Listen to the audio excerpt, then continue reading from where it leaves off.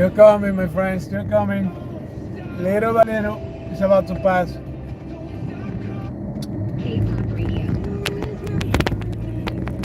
We are in Waimama, Florida. Tampa.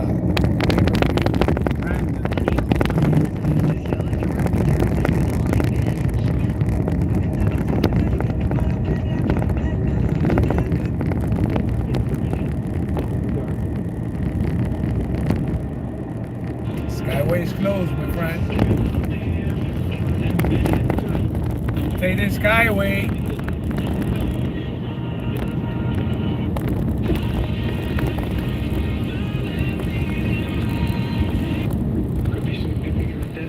The president adds he's directing resources to the affected.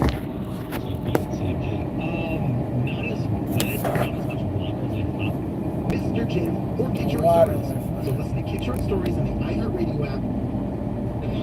Pump some gas. Get some gas, people.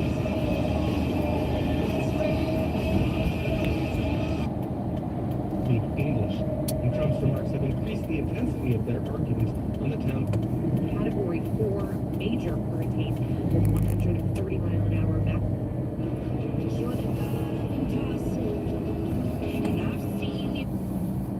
With the light of the MT2.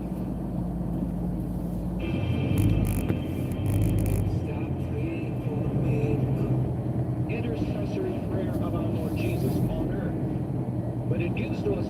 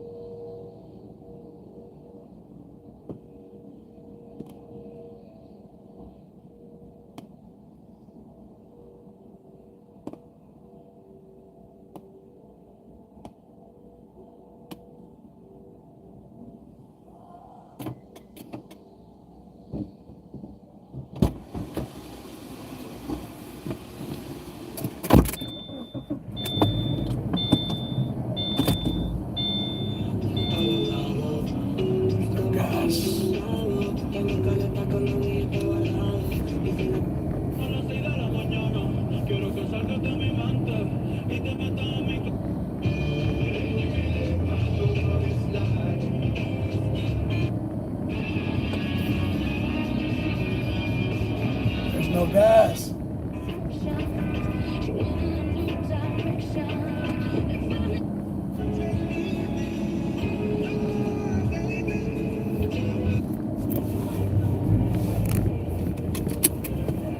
There's no gas, my friend. Exact, to the We're out forecast, of gas. which is crazy. Out of gas.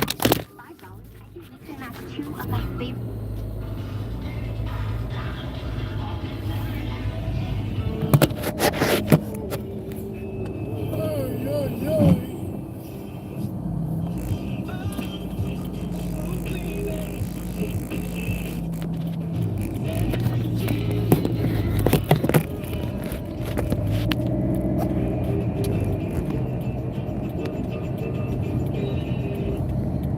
He's with Hillsborough County Fire Rescue. He says the wind actually broke the front door of the car.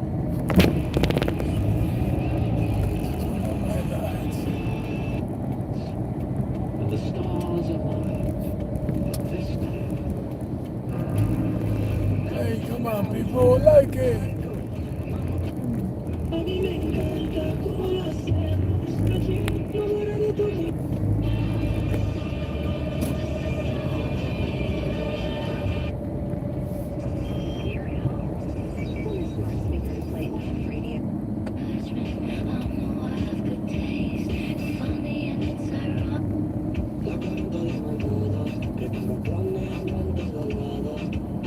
Como para el octavo, tengo que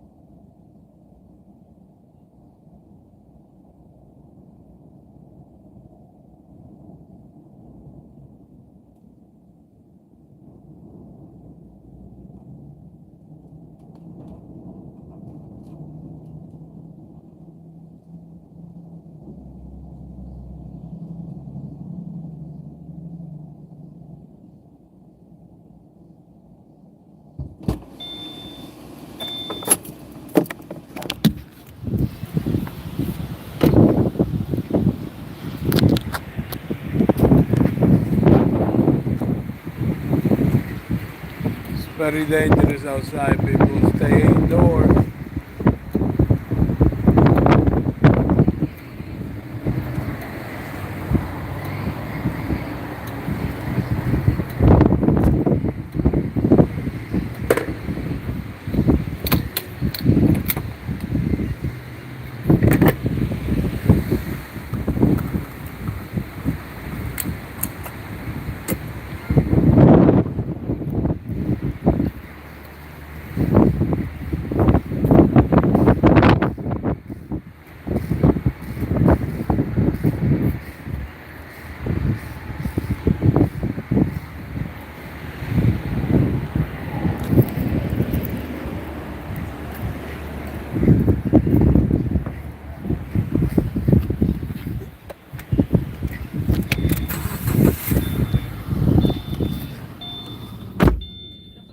Impulsa enviar. Farrah and Farrah, aquí para facilitarte todo, jefa. I never thought much about final Looking through this batch of crazy 98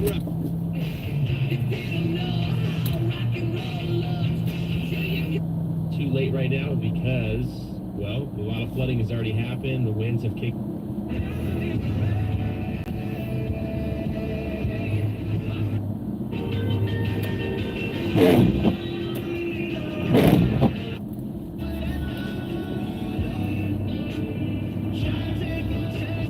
You and Corey Cardinal for doing the rock star stuff you guys do.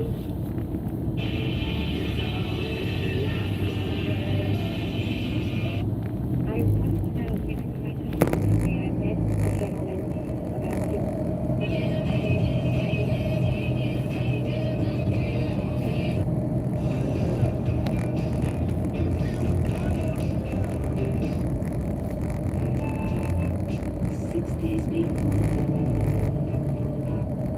basically, slammed the door shut and broke it. I want to say did not pick up.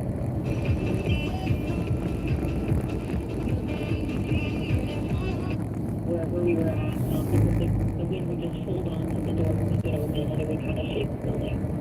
Well, we made it home, safe and sound. We're very happy about that, but we certainly do not recommend anyone go on the road that they don't need to.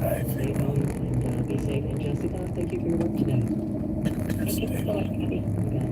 So St. Petersburg residents north of 30th Avenue North, you will want to listen very, very closely to this story. If Helene storm surge reaches or surpasses 7 feet in the city, they might have to take the Northeast Water Reclamation Facility offline.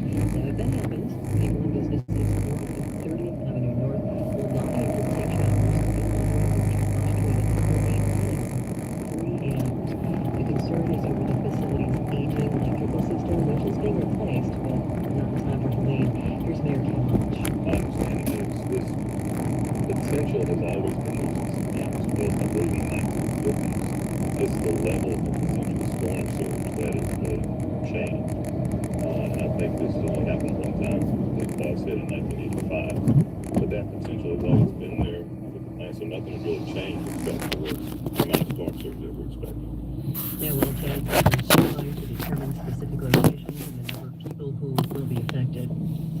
And during Hurricane Helene, Governor Ron DeSantis says falling trees and debris are going to be an issue. Trees are one of the biggest threats during a storm.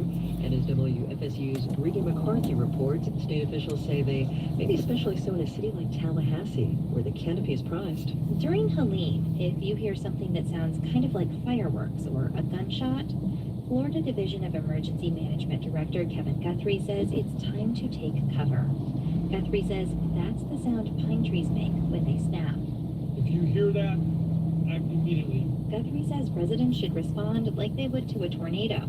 At that point in time, get to an interior portion of the home, most likely a bathroom. Get as low as you can. If you have some type of protective material, a heavy blanket, a comforter, maybe a very, very small thin mattress, get to that point, put it over the Very close to Tallahassee.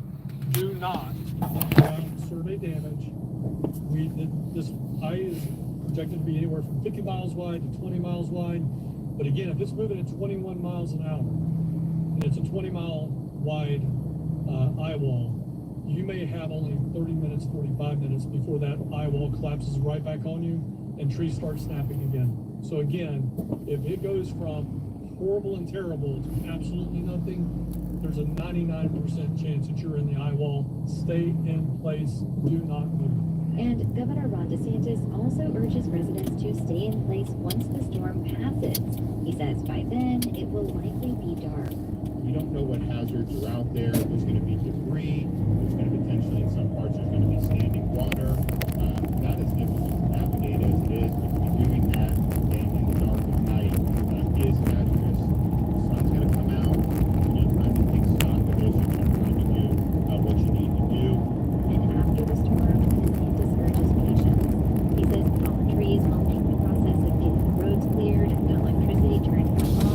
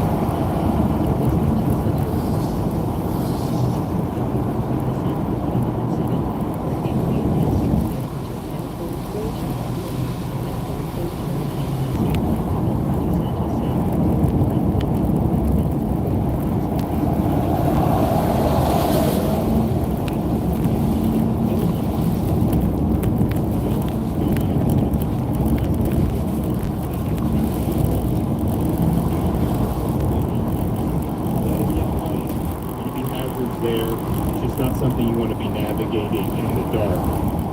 Now, the events of Hurricane Helene are being felt across Florida already. Experts are saying it could cost between $3 billion and $6 billion in private insurance losses and as much as $1 billion in losses in federal flood insurance and crop insurance programs. Global reinsurance broker Gallagher Weary is pointing to previous hurricanes that hit the Big Bend or Panhandle region, where Helene is expected to hit again around 11 tonight. The analysis also factors in potential high storm surge in the greater Tampa Bay region, and tropical storm force winds will stretch from Florida all the way into Georgia and Carolinas. The analysis also says if Helene unexpectedly shifts east, of course, insurance would cost close to $10 billion. You're listening to special live coverage of Hurricane Helene here at WUSF. If the storm does maintain its Category 4 strength at least 130 miles an hour, it will be the strongest storm to make landfall in Florida's Big Bend. That's the crooked coastline that connects the Panhandle and the peninsula.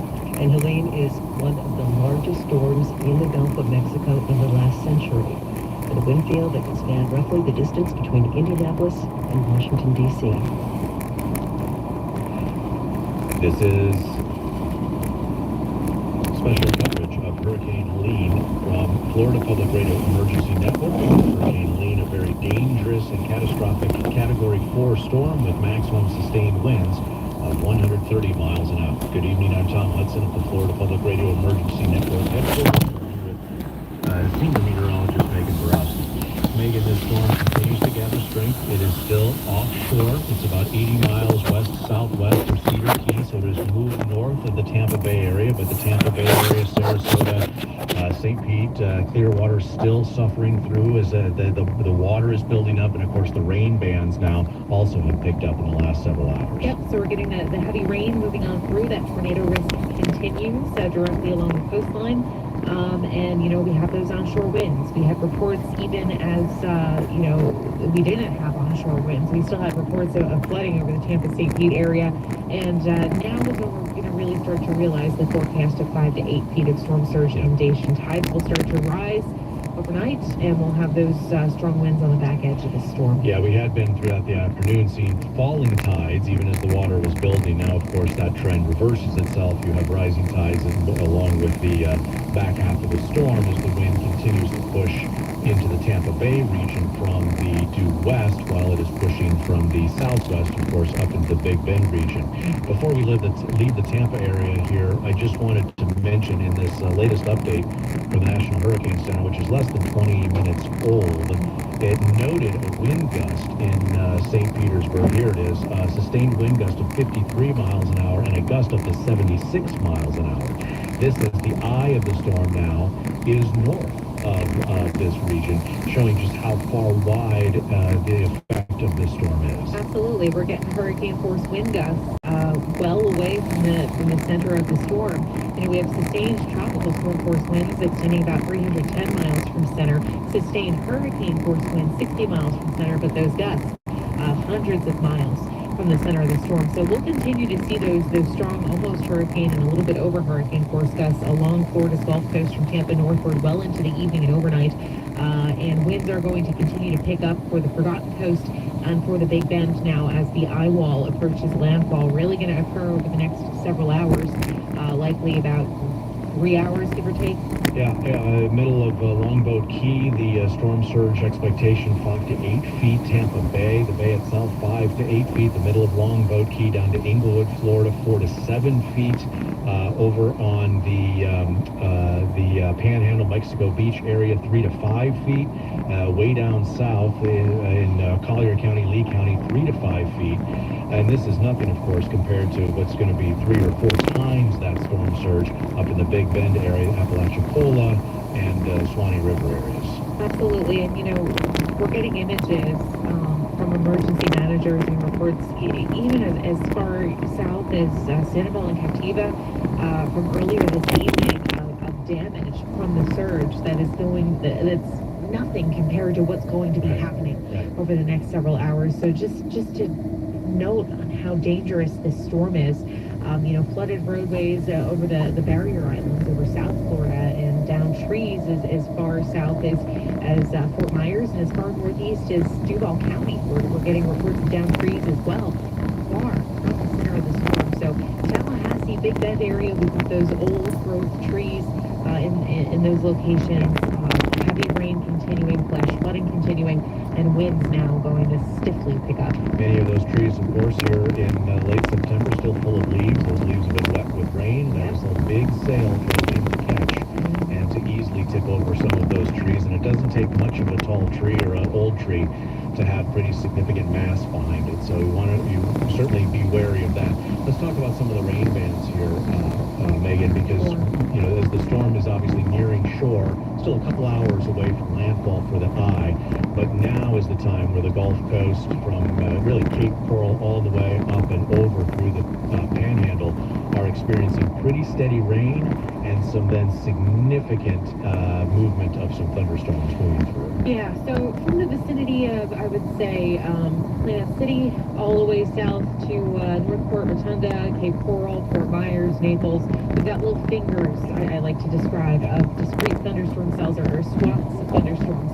And those could gain rotation and spin up tornadoes. Farther north, from Largo, Tampa, Zephyr Hills northward is where we have that rain shield, the relentless moderate rainfall rates on the eastern side of Helene as this storm nears landfall. And even on the western side, heavy rain rates now impacting Port St. Joe, Mexico Beach, Tyndall Air Force Base, flash flooding ongoing near Panama City and likely to expand toward Tallahassee over the next several hours. And moving further to the northeast, the Jacksonville, Duval County, the first coast experiencing some of those outer bands as they have swept over the Atlantic Ocean and are now coming over that top of the peninsula. Yeah, we had tornado warnings earlier in the evening for parts of St. Johns County. None in effect right now, but a tornado watch continues until 6 o'clock tomorrow morning. And we keep noting that Helene will be far out of here at 6 o'clock in the morning, but we will have the potential for those feeder bands still on that circulation on the back edge of Helene.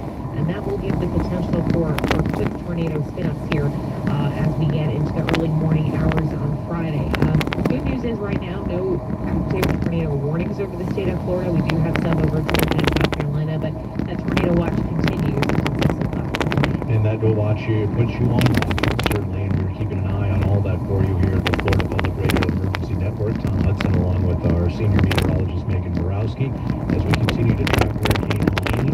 is south of Tallahassee in the Gulf of Mexico, over warm water, 85, 86 degrees, gathering up all that heat as it continues to spin and gather strength. 130 miles an hour, sustained maximum winds. That is a strong Category 4 storm. Dangerous storm surge anticipated, already being experienced throughout the Gulf Coast of Florida. Dangerous, catastrophic storm surge predicted in the Big Bend region, perhaps some of the least populated area of Florida, and an area that is, to some degree, doesn't have the infrastructure either here, Megan, to really withstand the kind of, if there could be infrastructure that could withstand the kind of storm surge that this area could experience. Well, hopefully,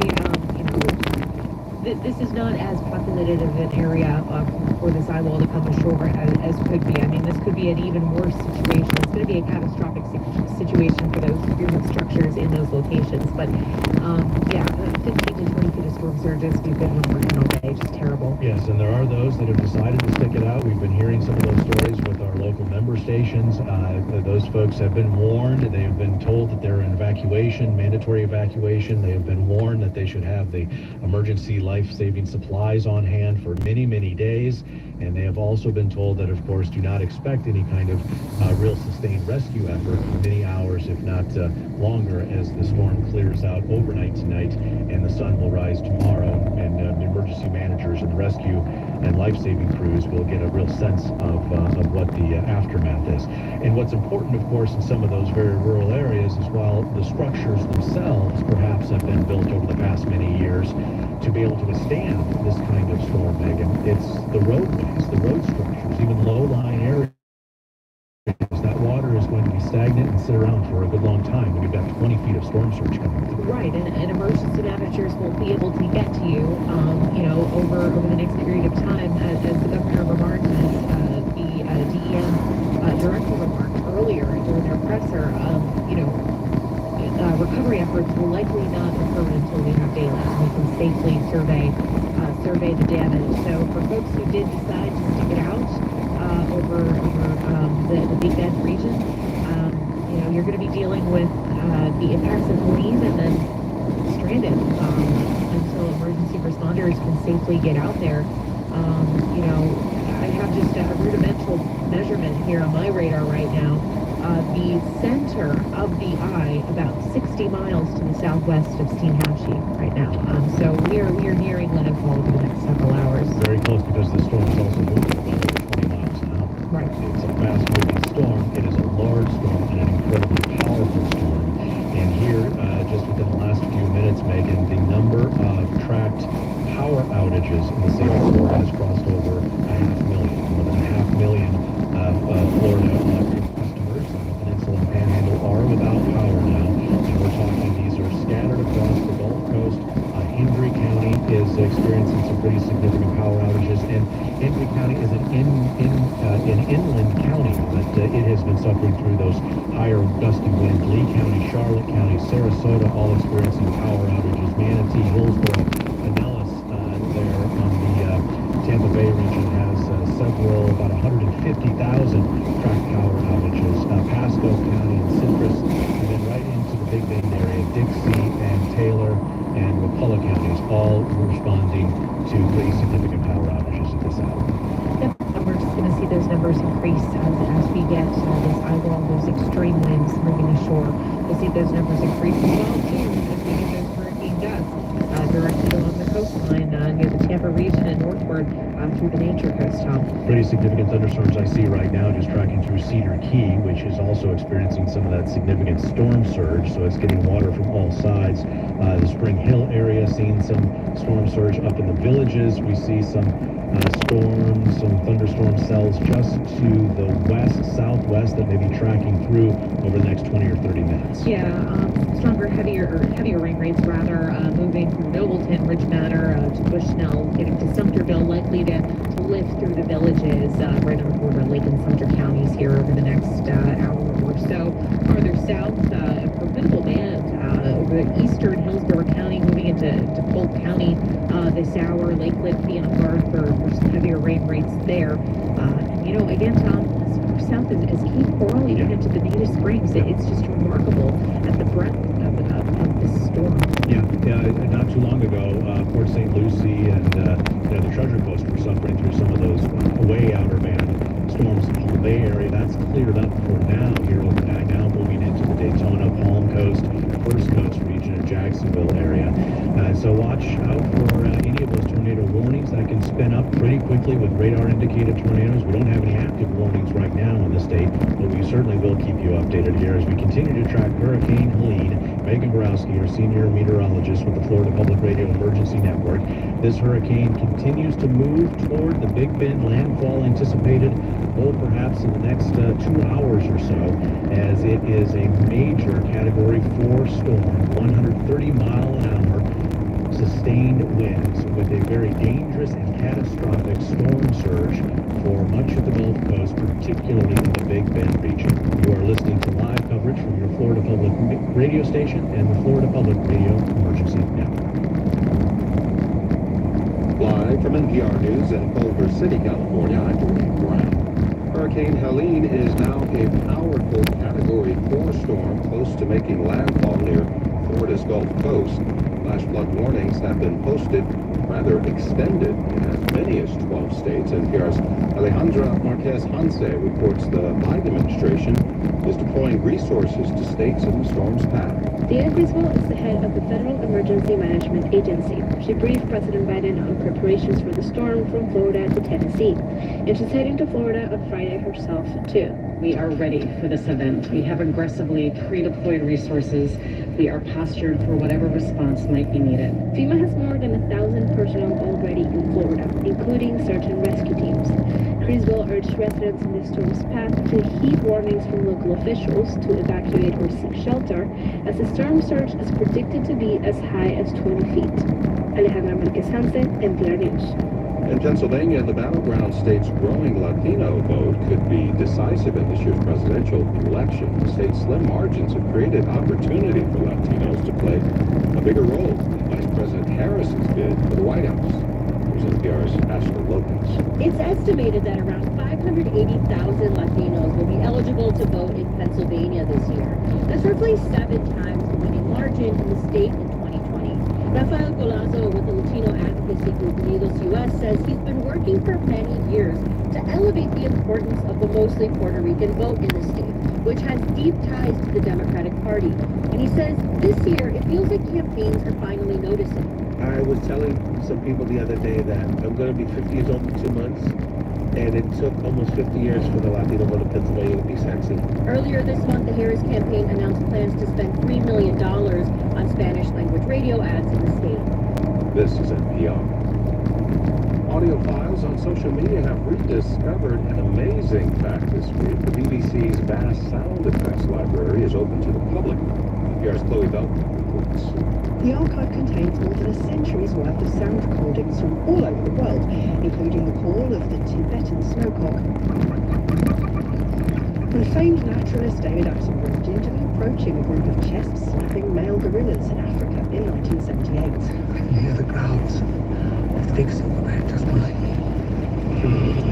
There are around 33,000 clips in total, more than double the number available when the archive first went public in 2018. Among them, 716 plot sounds, 263 noises of destruction, and 373 comedic effects.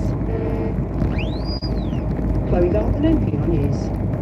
Well, zoo officials are usually over the moon to welcome giant panda bears from China, but not in Finland these days. The private Atari Zoo in Finland has agreed to return 2 giant pandas early because keeping up their specially built facility is too expensive, €500,000 a year.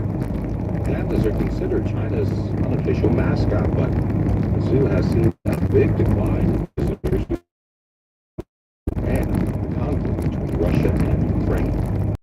On Wall Street, stocks finished higher across the board. This is NPR. And you're listening to WUSF 89.7 Tampa and classical WSMR 89.1 Sarasota and 103.9 Tampa with special coverage of Hurricane Helene. I'm Kathy Carter. Helene is now a Category 4 hurricane, 80 miles west of Freedom at 5 o'clock with sustained winds of 130 miles an hour. At this hour, bridges are closed across the greater Tampa Bay region. That does include the Ganty Bridge now, the Sunshine Sky, and of course the Campbell Pinellas County barrier islands are closed. The John Wrigley Causeway and the north entrance to Siesta Key are now closed. And as of 8 o'clock tonight, approximately 384,000 Floridians are without power. The most in the Tampa Bay region would be in Hillsborough County, with more than 46,000 people currently without power. And I'm going to take that back. The store in Pinellas County now, that's with 112,000 folks without power. Again, you're listening to WUSF 89.7. Now I'll head to Hernando County for a conversation with Erin Thomas. She's the Deputy Director of Emergency Management. Erin, how are you? I'm well. Thank you for having me. How are you? Very well. I'm sure you've had a tough and busy day, so thank you for taking the time to speak with our listeners and help us keep them safe. What effects are you seeing now from Hurricane Helene, and what are you watching for as the hours progress for Hernando County? Yes, it has been a very busy day. We appreciate everybody's continued diligence and support throughout the duration of this event. We are just now starting to receive the initial impacts of Helene. It's been raining sporadically throughout the day, and the frequency and intensity of the thunder showers is slowly progressing over time. And we have heard some anecdotal reports from counties to our south that they are starting to see some flooding on their inland roadways. So we anticipate that will also be the case for us, but it's not here quite yet. But so from here on out, for the rest of the evening, probably until mid-early morning hours, 2 a.m., 3 a.m., is when we'll see those primary impacts, most notably storm surge in our coastal areas. So you do expect a storm surge approximately 2 or 3 in the morning for Hernando County, you said? Yes, ma'am. Anytime between now and about 2 or 3 in the morning is when we anticipate those impacts to occur. Obviously, the more substantial impacts of that will fluctuate depending on time of arrival and everything that goes along with it. We're activated here in the Emergency Operations Center at a level 1 full activation with all of our EOC partners who are just absolutely amazing collective of county employees, partner agencies, our one municipality, and everybody's coming to the table. We're just watching and waiting to see what will happen, and we are positioned to be able to respond accordingly to whatever the need may be. And hopefully we won't have to suspend emergency services, but it's highly likely that we will, depending on the deteriorating conditions. I don't want to put your own responders at risk, but can you give us a sense of how the storm surge might impact communities along the coast in Hernando County and what the rescue efforts could look like? Absolutely. So our current forecast from the National Hurricane Center calls for anywhere from 8 to 12 feet of storm surge, and that's just for our area, specifically for Hernando and Pasco counties. Here in Hernando, 8 to 12 feet of water is absolutely a dire, life-threatening situation. Very much taller than your average person, and we try to convey that in our messaging that when you think about storm surge, you have to think vertically, because you're talking about height above ground, not necessarily intrusion inland. Though we do anticipate some significant intrusion inland, possibly as far as the main drive-through town, which is US 19. 8 to 12 feet of water in our coastal areas is definitely cause for concern. It is a life-threatening situation. We are doing everything that we can to message to those populations that now is the time to seek higher ground. Right. You said in Hernando County, you still haven't felt the full impacts yet. But for those who have not evacuated at this point, what advice can you give them? It's getting down to crunch time, very unfortunately. The sun is down, and we certainly are not proponents of people trying to move around or evacuate themselves in the dark. But certainly, if the conditions are such that you are able to evacuate your home and make it to a safe location before conditions rapidly deteriorate, we're definitely in favor of those types of actions. We do have a co-located shelter open at West Hernando Middle School, and it will be open throughout the night as long as the conditions are such that would allow us to keep the doors unlocked. That shelter can house general population, special needs clients, and pets as well. And we're prepared to open ancillary locations as needed, but at the moment we have pretty sufficient capacity. The current census in that location is 62 general population individuals, 9 special needs clients, 10 dogs, and 19 cats. So we have sufficient capacity, and if anybody still needs to take advantage of that opportunity, please do so. But please also don't put yourself in harm's way trying to do that. But it's getting to the point where it's not going to be safe to be out and moving around. So the message is, now is the time. If you live in a coastal area west of US 19, you need to strongly consider relocating to higher ground at this moment in time. Erin Thomas, Deputy Director of Emergency Management for Hernando County, thank you for that. Well, Hurricane Helene is expected to make landfall in Florida's Big Bend area. Earlier today, Wakulla County Commissioner Ralph Thomas spoke to Spectrum Bay News 9's Rick Elmhorst and Holly Gregory. This county is just south of Tallahassee. I know it's a very busy time for you, sir, so thanks for being with us. And you know, when you hear in your area the potential for 20 feet of storm surge and words like catastrophic and not survivable, is that message getting across to your residents? Have they gotten out who need to evacuate?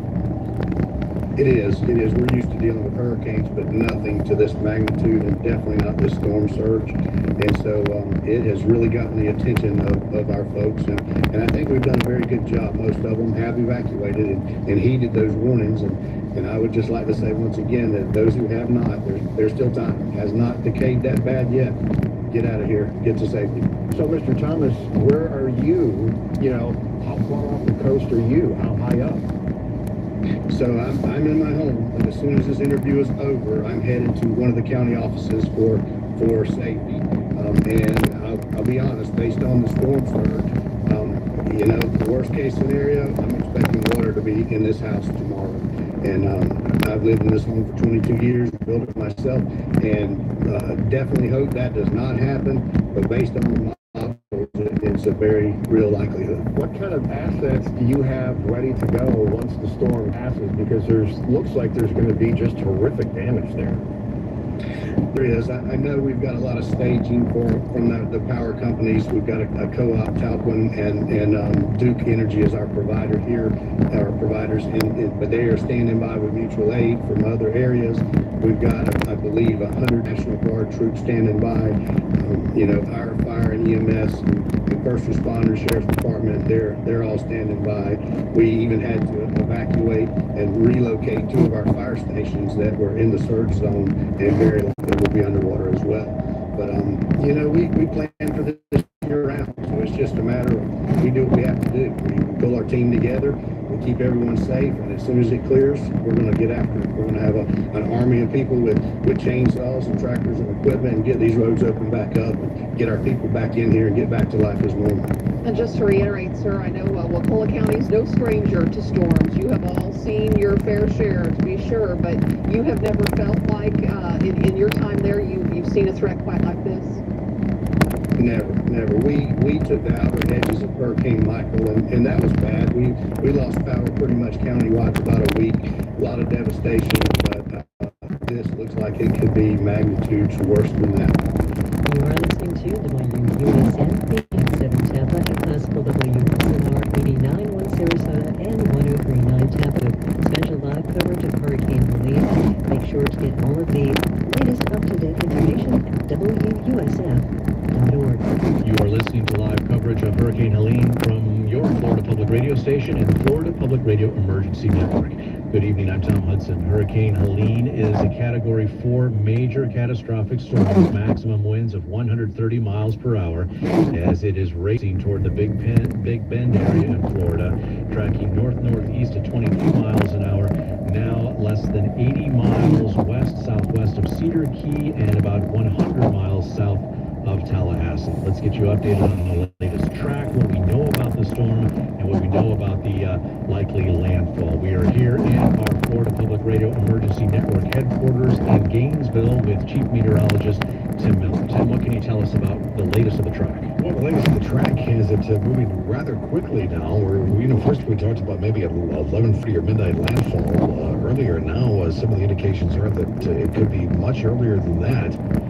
Perhaps making landfall, what did we say, making around 10:30 maybe, yeah. So that we're talking, 2 hours. 2 hours from now. Does that signify a bit of a wobble to the west as well? Because the land is closer, or to the east rather, the land is closer to the east as opposed to going north. Yeah, this is a great indication. The Hurricane Center's had this thing going through Tallahassee almost continuously, and they haven't sort of left the page there.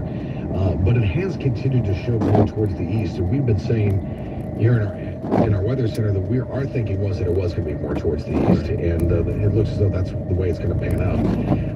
Frankly, time we're splitting 10 miles here, 12 miles there, with 130 mile an hour winds. Right, and a storm that's moving as fast as it is. Right. I mean, it's not going to be, one side's going to be stormy and the other side going to have blue skies and turtle doves going on here. We're all in a very bad situation for sure, especially with some of these gusts. I was looking at radar here, very interesting. From just south of Columbus, Ohio, it is raining, and it is raining nonstop from Columbus, Ohio, all the way down to Key West. Now, not all of that has to do with Helene, of course, but what is Helene's going to get caught up in that trough, this little area of this front that's in parts of Georgia, Tennessee, and get caught up in all of that, and that's going to be a huge mess as that moves further towards the north. So we're not alone here in the rain department, but we certainly are getting the brunt of it with Helene tonight. And Megan, we are seeing some significant rain beginning to certainly fall. Really, from Tampa up to Gainesville, over northeast to Jacksonville, across the I-10 corridor. It is just a mass of moisture. We are getting that rain shield anywhere from Palm Harbor all the way north to Lake City and Perry as that eye wall creeps closer to the coast of Taylor County. South of that, south of I-4 and really over the western part of the peninsula south of I-4, we have those feeder bands that are responsible for some of the tornado warnings that we've seen over the past several hours. None in effect right now, but a tornado watch continues. And those bands will impact the state overnight into tomorrow morning, keeping that tornado risk elevated through about sunrise tomorrow. Starting in the Panhandle area, some of those bands going through the Panama City Beach area right now. We're seeing some just to the southwest of Tallahassee. And of course, the further south and the further east we move, the closer we get to that Iowa and some of those really significant thunderstorms. Yeah, and that area of the Panhandle that you've been mentioning from really Tallahassee all the way to Panama City and even to Santa Rosa Beach has been getting moderate to heavy rain rates all day. And a flash flood warning continues for those counties west of Tallahassee and east of Panama City. Wouldn't be surprised if we got, a half a foot, maybe a little over half a foot of rain in terms of storm totals. We'll take a look at those after the event has concluded. But ongoing rainfall in those areas as Helene makes its way closer to landfall this hour. Looks like it'll occur anywhere between, the 10 o'clock hour, 11 o'clock hour. The eye wall now approaching just off the shore of Horseshoe Beach.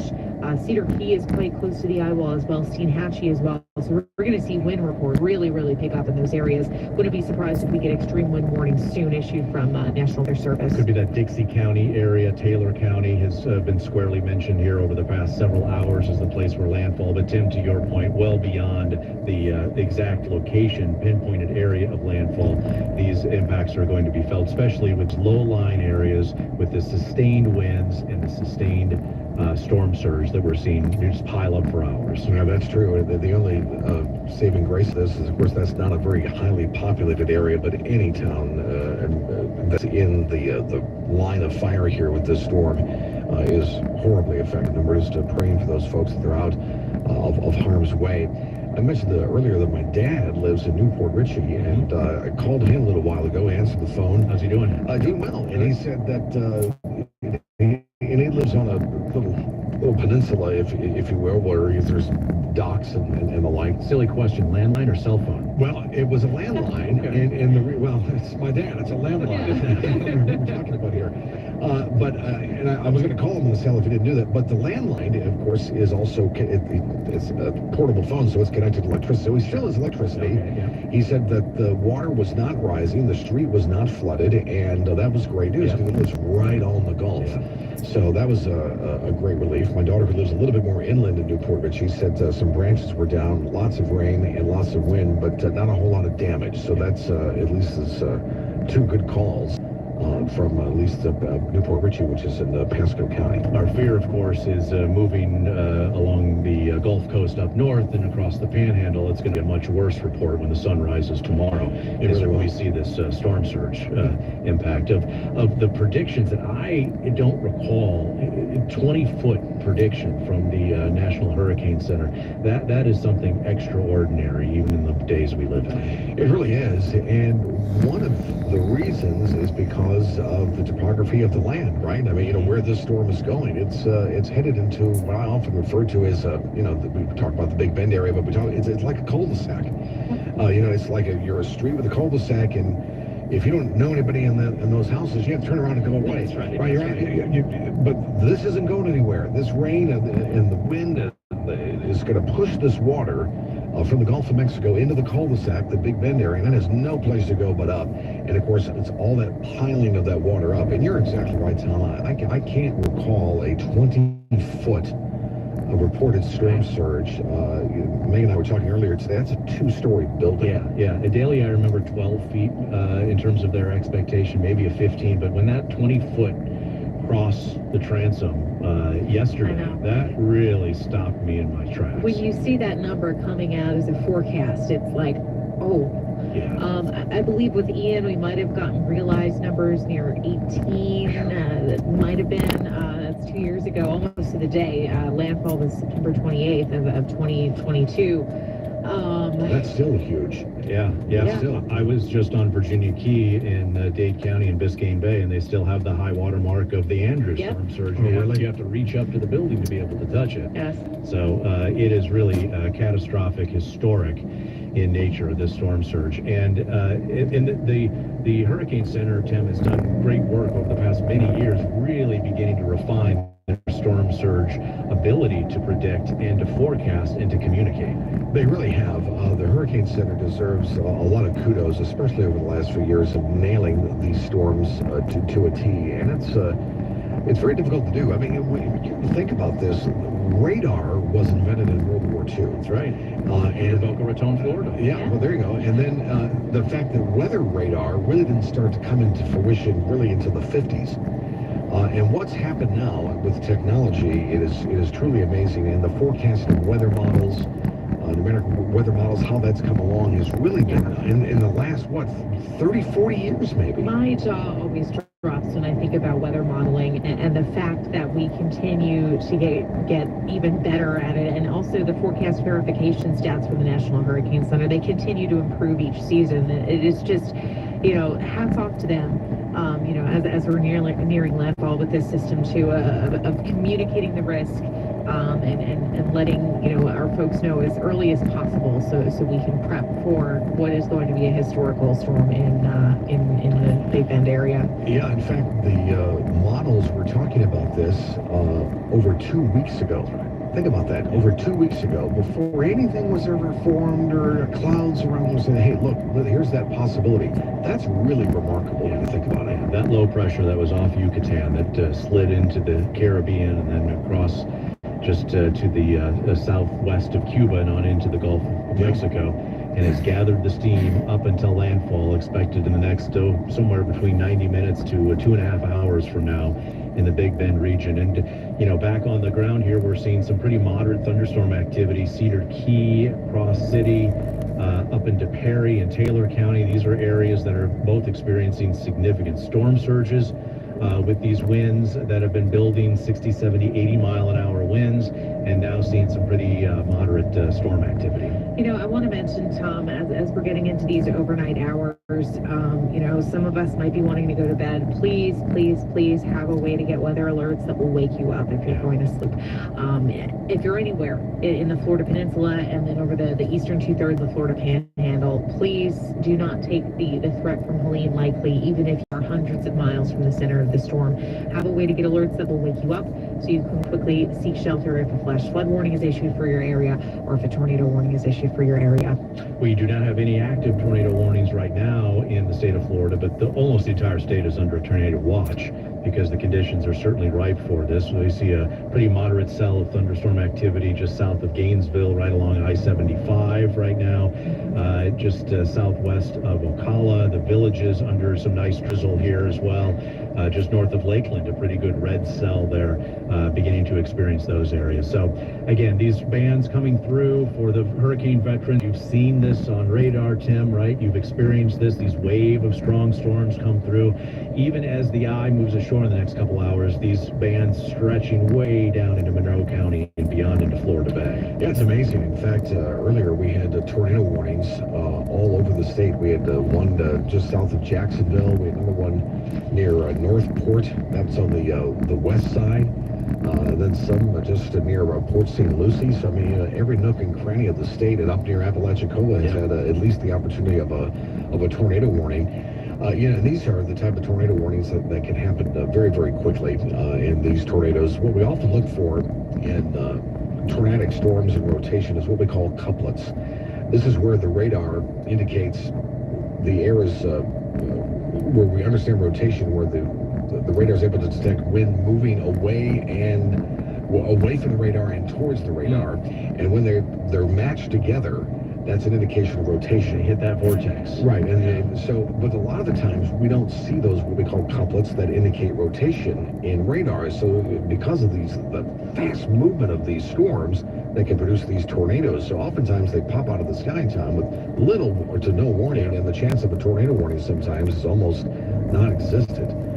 So that's the only worry that we're still going to continue with tonight. And I think Megan nailed it. Is that, hey, keep your radio on, keep your phone on alert, and be ready to go. Yep. Maybe let somebody know who's outside of the storm area that you're going to go get a little bit of shut-eye for them to keep an eye on some of the storm warnings for you in your area here as we continue to watch Hurricane Helene as it continues to spin ever closer to the Big Bend region of Florida, looking for a landfall in Florida, probably somewhere in the next 90 minutes to 2.5 hours, but do not concentrate so much on the eye. While that's the strongest part of the storm in terms of wind, we know that the water has been piling up along the Gulf Coast from Northport, Bradenton, Sarasota, Tampa, the Bay area there. We've got areas of St. Pete and Clearwater, and of course the Big Bend region really beginning to and continuing to suffer through some pretty significant walls of water as that builds up here as the storm itself moves closer to shore for the Big Bend region. It's a Category 4, 130 mile an hour sustained winds. Hurricane Helene, a major storm, catastrophic damage, and certainly from the storm surge. You are listening to live coverage from your Florida Public Radio station and the Florida Public Radio Emergency Network. And you're listening to WUSF 89.7 Tampa and Classical WSMR 89.1 Sarasota and 103.9 Tampa with special coverage of Hurricane Helene. I'm Kathy Carter. Well, as of 6:20 this evening, Helene was categorized Category 4, 80 miles southwest of Cedar Key as of 8 o'clock with maximum sustained winds of 130 miles an hour. Currently traveling north-northeast at 23 miles an hour. There are many bridges closed across the greater Tampa Bay region, including the Gandy Bridge most recently. The Sunshine Skyway Bridge is also closed. The Howard Franklin and the Courtney Campbell Causeway. Pinellas County barrier islands are closed. Many Sarasota and Manatee County roads and bridges are also closed. Officials say there's no reason for driving now anyway. The John Ringling Causeway and the north entrance to Siesta Key That's at Siesta Drive, are now closed as well. Sarasota County officials are warning any drivers still on the road to avoid Midnight Pass at Stickney Road Point. That road is under fast-moving water. Additionally, portions of Minnesota Key Road are also underwater, and water remains shut off for residents on Long Key. Now, as of 8:30, power outages across Florida, 527,000 now. Floridians are without power. In the greater Tampa Bay region, folks in Pinellas County, 155,000 people remain without power now. In Hillsborough County, that level is 58,000. And also Sarasota County now, 58,000 folks without power right now. Roadways leading to and from Davis Islands are currently experiencing flooding due to heavy rainfall, and access leading to Tampa General Hospital remain open, but please avoid unnecessary travel to the area. Now, water could go offline in northeast St. Pete. This impacts residents that live north of 30th Avenue North, I should say, and that's east of Haynes Road. Now, there is a possibility the Northeast Water Reclamation Facility may have to go offline.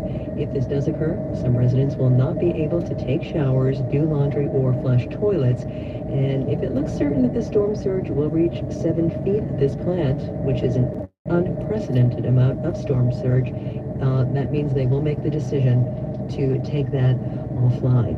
Again, you're listening to special live coverage of Hurricane Helene here at WUSF 89.7 Tampa. Stay safe. Live from NPR News in Washington, I'm Jack Spear. Helene is now a dangerous Category 4 hurricane bearing down on Florida's Big Bend region. NPR's Debbie Elliott reports the hurricane now has 140-mile-an-hour winds and deadly storm surge. Hurricane Helene has already dealt a severe blow to Florida's Gulf Coast and into Georgia and the Carolinas with flash flooding and widespread power outages. Florida Governor Ron DeSantis says emergency crews are ready to deploy at first light. Florida Highway Patrol has 200 state troopers that are on standby. They will go and be dispatched to areas that need help. Florida Department of Transportation standing by. 307 cut and toss crews to get the roads clear. 120 bridge inspectors to get the bridges back open. He says search and rescue teams are in place with boats, helicopters, and high water vehicles, along with 3,500 National Guard soldiers deployed for hurricane response. Abby Elliott, NPR News, Tallahassee. The storm has already left upwards of 400,000 homes and businesses without power. It's expected to make landfall in a matter of hours.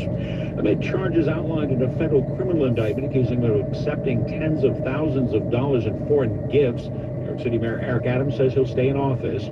The indictment alleges major improprieties going back to 2014. Probe focuses on whether Adams conspired with the Turkish government to receive illegal campaign contributions in exchange for acting on its behalf. He faces 5 federal charges of bribery, fraud, and soliciting illegal foreign campaign contributions. A House committee tasked with investigating the attempted assassination of former President Trump at a rally in Butler County, Pennsylvania, held its first hearing today. NPR's Windsor Johnston reports testimony comes a day after a group of bipartisan senators released a report highlighting key failures by the Secret Service. Lawmakers are questioning state and local law enforcement about the events that led up to the shooting. Edward Lentz, the commander of the Butler County Emergency Services Unit, said the security failures that day were with the Secret Service, not local authorities. At no point during the planning process was Butler County ESU asked to secure the AGR complex, nor the perimeter surrounding that area. At no point during the planning process was Butler ESU asked to deploy a sniper team to the roof of the AGR complex. That was not within their area of responsibility. The bipartisan panel has spent the last 2 months analyzing the security failures that allowed a gunman to scale a roof and open fire at Trump, wounding him in the ear. The shooting left one rally-goer dead. Windsor Johnston.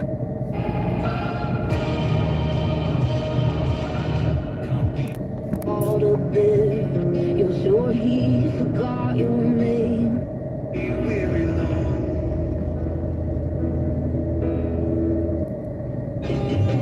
Tú me saliste mala, mala.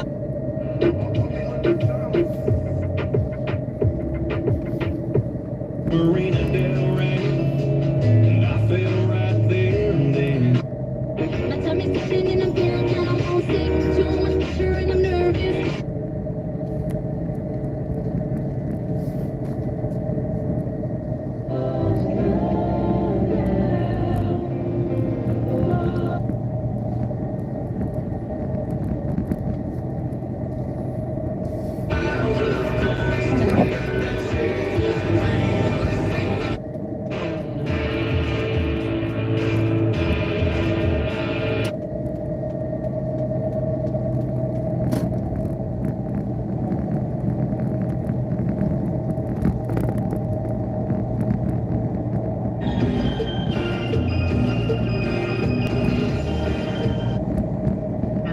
Mayo, Perry, Madison, Horseshoe Point, all the way to Network Storm Center, tracking major Hurricane Helene. Again, the headline this hour is that an extreme wind warning has been issued for the Big Bend as the eye wall, the extreme winds of the eye wall, are nearing communities in the Big Bend.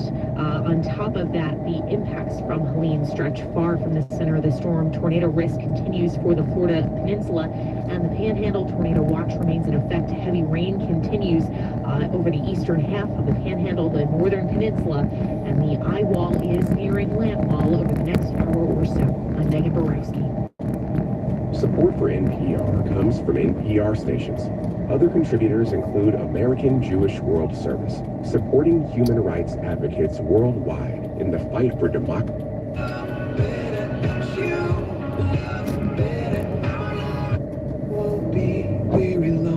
Jordan St. Cyr, the Joy FM.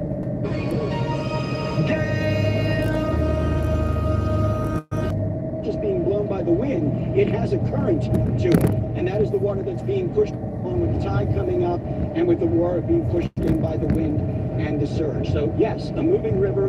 We saw again somebody try to walk through there, and you can see the current around their legs. Not something that you want to walk into again. Please do not walk. I try to drive through it. It is simply not safe to do so, and certainly now that it's dark, there's no way of gauging the depth or what's in it. Back to you. All right, Eric Glasser live for us in downtown Tampa, showing us that the Riverwalk has become the river right there, and we're, going to see that water rise even more. Definitely do not want to be in these flood waters this evening, and there will be some time before they recede as well. Yeah, I'm David Wagner along with Courtney Robinson right here. We're with you all night long here, keeping you informed, prepared, and connected. We are keeping track of Hurricane Helene, now a Category 4 storm, moving up. It is now north of Tampa Bay, so it's not coming back this way, but it is going to bring a lot of storm surge, and that's going to be the problem for us around here. So we're following all the effects of this tremendously large storm.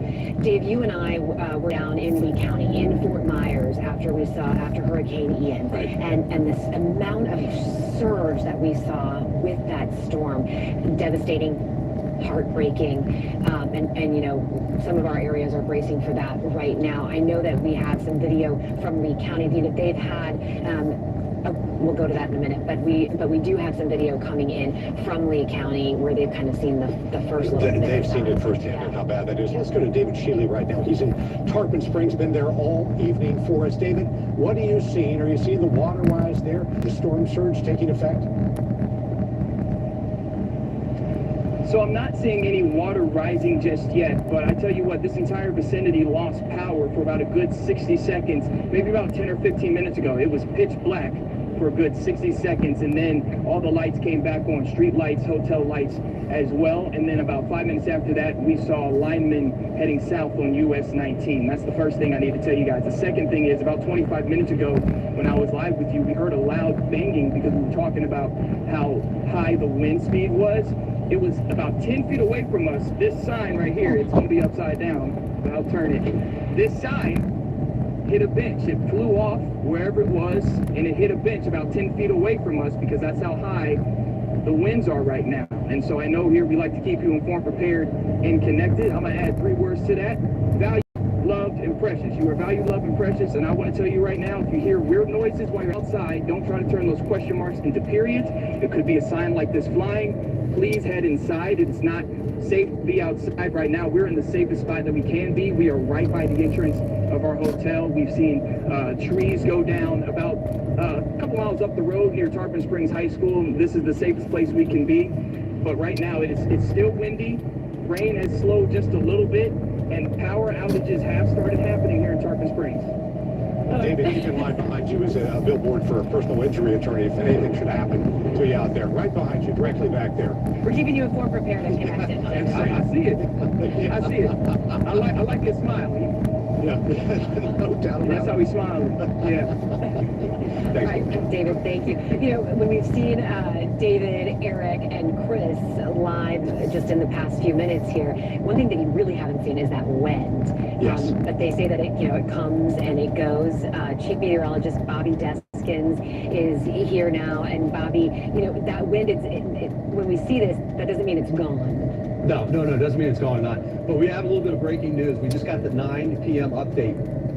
140 miles per hour winds. That's still a Cat 4. Cat 4 goes all the way up to 156. Cat 5 starts at 157 and just goes up. There's nothing above Cat 5. It's moving to the north-northeast at 24 miles per hour. The pressure's actually up 1 millibar.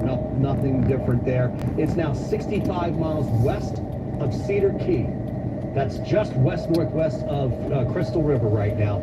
You can see it right in there. Obviously, you can see it's very close to landfall. I'm still thinking it's might be about 11:30 now, time frame for that to happen, for official landfall for that to happen. Now, what's going to happen is this will continue to drift, race, I should say, to the north and the northeast.